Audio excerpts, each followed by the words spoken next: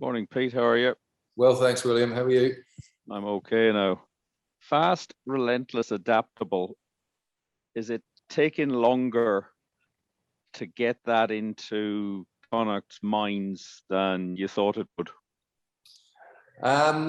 Yes and no. I think that anytime you're going to change the way you're playing the game, particularly in an overall identity that like we're talking about there, it's not going to be done in one pre-season. It's not going to be done in 2 games. It's not going to be done in 3 games. I think if you can start to see a semblance of that real identity coming together by the middle of that first season, I think that's a good outcome. That said, you need to see key markers along the way.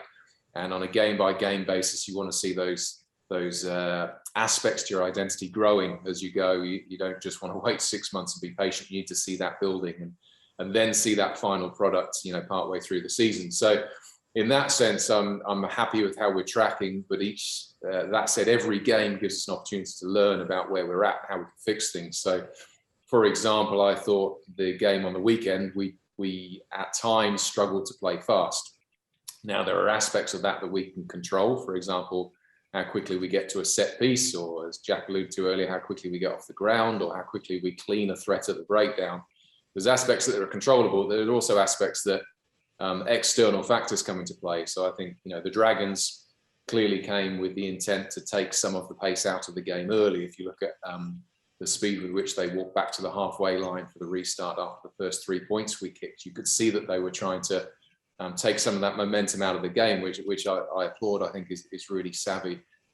We had a referee who had some different interpretations around the contact area of what we might have had in the previous 2 weeks. So again, that's something that takes the fastness out of the game because there are more stoppages, there's more talks to the captains. So it's when we get those external factors, how can we reassert ourselves, reassert our tempo on the game? Is it arriving quicker at the next break in play, at the next set piece? Is it hurrying along the ref? Is it pointing out what the opposition are doing? I think there's aspects in there where we can be smarter, but unfortunately, sometimes you have to go through that pain and learn those lessons by reviewing it. But what you don't want to see is that getting repeated week after week. You've got to see growth. So we're on track. We're on the right track. And as I said, there's some difficult lessons out of a loss like that. But we take those lessons and move forwards.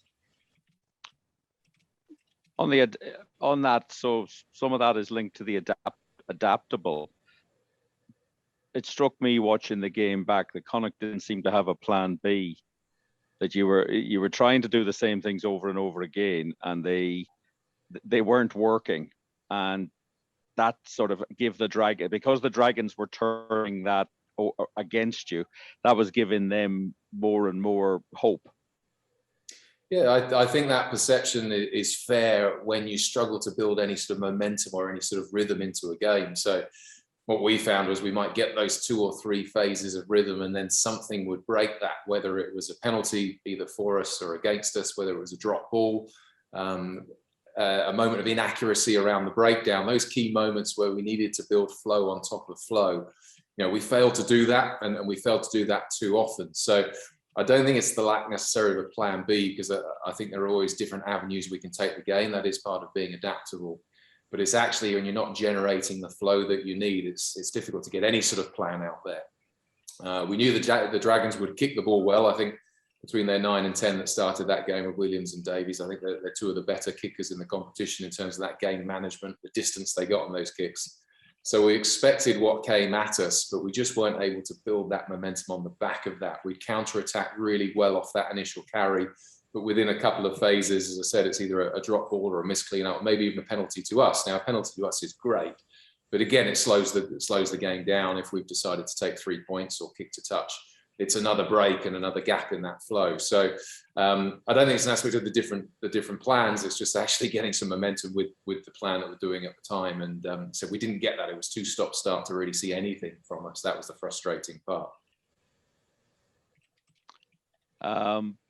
Munster 3-0, Connacht 1-2. So there's a high pressure on this. There's always a pressure in inter-pro games, but you're kind of chasing a little bit now to get level with the other Irish teams who are all unbeaten. So what are you looking to tweak for Saturday night to get the right result in Thomond Park? I think it's a combination of things. Like, yes, there's added pressure because we'd love to be going into this game either 3-0 or 2-1. Of course, you'd always love to be in that position, have the momentum of that, and then we're hitting the Munster game and then that Ulster game at the Aviva with all that momentum behind us. So, yes, there's pressure, I suppose, because of that. At the same time, most people, would expect a Munster win at home, and you could equally say that there's pressure on them from that respect. I think the key thing for us is that we've won there before more than once. I think a lot of the players that were in the room for our team meeting this morning have been part of those wins and know what it takes to win there. So when we've had success previously, we've had our emotional pitch just right in terms of the preparation during the week, but also how we arrive at game day. So that emotional, mental state is really important. You could see that from the beginning of this week that the guys are there. There's a processing of the disappointment from the Dragons game, but immediately you see a narrowing of that focus, knowing that Munster are on the horizon. So already I've seen we're in the right place for that, and turning up with that right mindset for a trip like this, doesn't really become an issue for the coaches to worry about. The challenge for us is how we can focus the rest of the players' attention. We know they'll be emotionally there. So it's what do we need to get the biggest bang for our buck? We can't go in with 10 different themes or 10 different ideas for beating Munster, because it's just too much to think about in the intensity of an Interpro like that. You've got to really zero in on a couple of key points in attack, a couple of key points in defence, and then just unleash them to go and attack those two messages, I suppose. So for us, it's about reducing our messaging right down to those pinch points. And as I said, the way we start the week, Monday, Tuesday, I feel we've done that really well. And it's then setting the players up to just go and, as I said, get off the leash and go and attack them in every aspect. And the one thing is the lads will certainly be up for that. Key man back is Bundee Aki. He's got to be a lot of attention on him. It's his first game back since the Lions tour. Will he have a specific role, whether he starts or come off the bench, as part of this new strategy that Connacht have? I think Bundee's specific role is to get up to speed, or over the past few weeks, it's been to get up to speed with how we're trying to play. So in attack and defence, obviously, but there's probably more changes to how we're attacking. So it's been him getting up to speed with that. Now, the great thing is he's had numerous different avenues for doing that. So he's had the work he's done off field. He's had the one-on-one meetings with us as coaches. He's had the catch-ups with players, with leadership groups. Then he's been able to be on the grass observing training, and then the last few weeks on the grass participating in training. So he's had a really nice layered introduction to what we're trying to do. Will it be perfect from him and everyone else on the weekend? I think that's not necessarily required. You don't win Interpros by being perfect. You win Interpros by being relentless and doing enough of the good stuff, enough of the time. So I think Bundee's understanding of how we're playing, he's, again, similar to the team, not the finished product, but he's well on the road and ahead of schedule in terms of where we thought he'd be. So I'm just excited about seeing him getting the opportunity on the field. You know what he's like. He wants to be out there and he wants to be contributing from a personal point of view, but also to the team cause. So the way we're playing gives him that little bit more freedom probably to do that, to express himself, but also for him to feed off the opportunities created by other attackers around him. So I think the way we're playing will suit him, and he's enjoying training and he's enjoying the bit of detail that goes into that. So it's enormously exciting for him, and as I say, great for us. What specifically are you looking to fix? If you take the good performance against the Bulls, the disappointing performance against the Dragons, what do you need to get right on Saturday night from the start to get a result down there?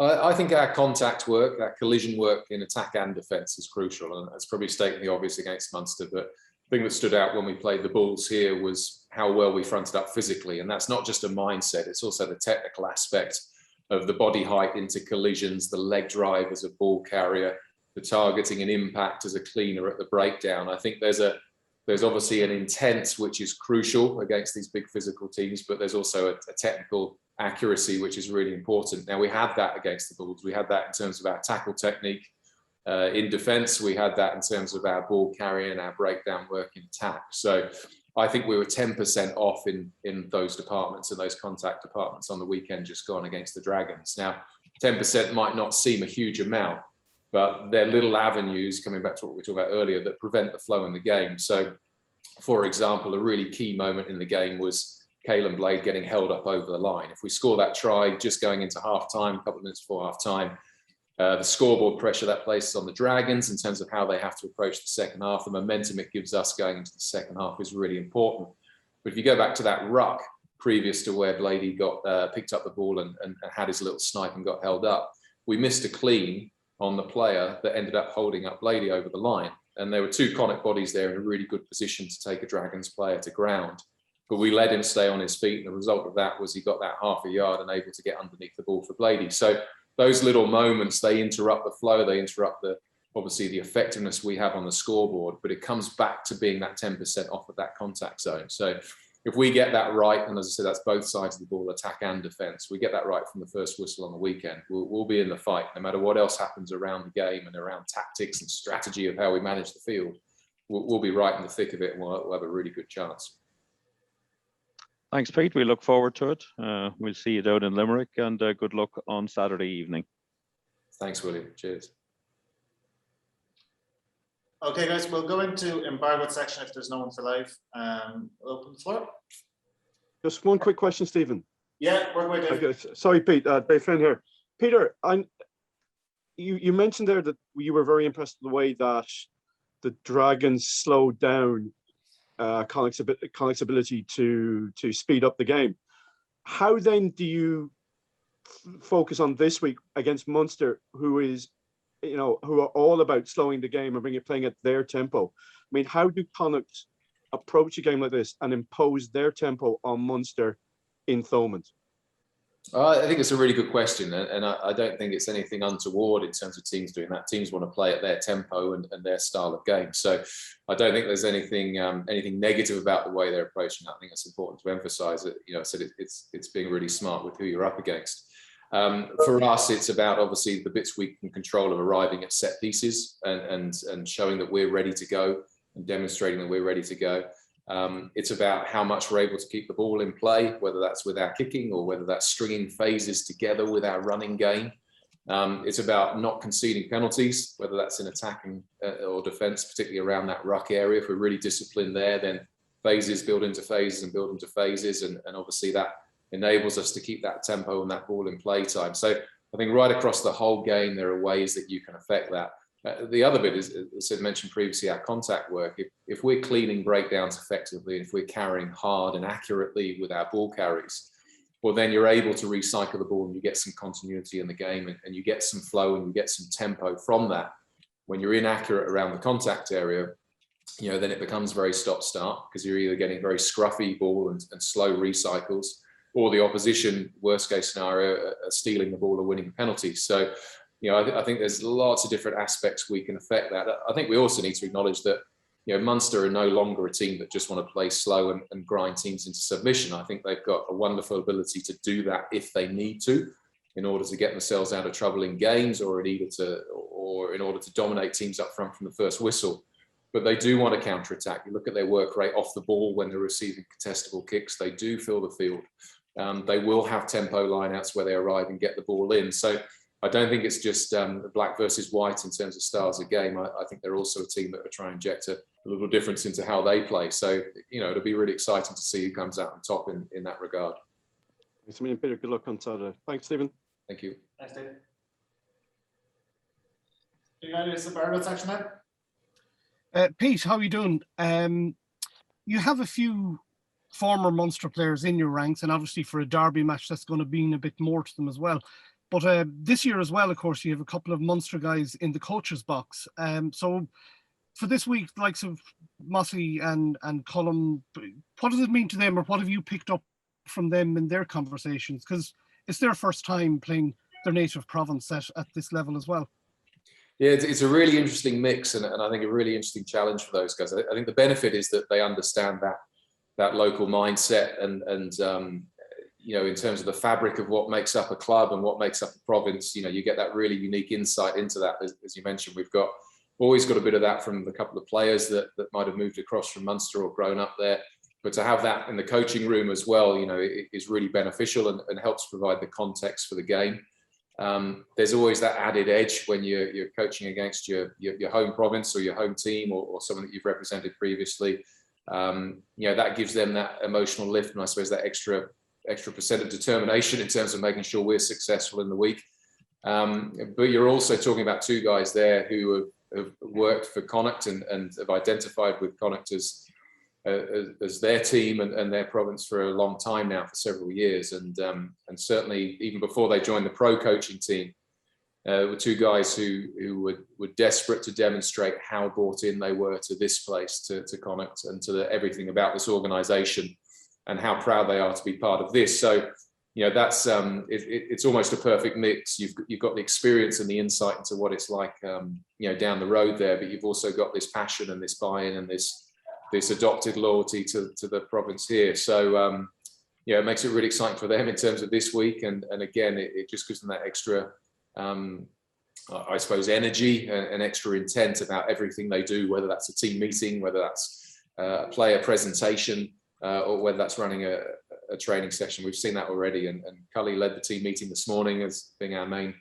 defensive preview, and it was outstanding. It was the perfect pitch between that emotional intent, but also the strategic and technical detail that we need. So the pair of them are showing they're in a good spot, and it's great to have them there. And just a word as well about having Bundee back. He's now back as a Lion. He'll be first ever Lion to play for Connacht in the professional era. That X factor in a derby match, like what does he bring, and what, that impact? Can you just outline what the difference that makes to a team? Oh, it's enormously important, as you said, particularly in a derby game, in these interpros. I think for him, obviously the physical confrontation he brings both sides of the ball as a defender, but also as a ball carrier.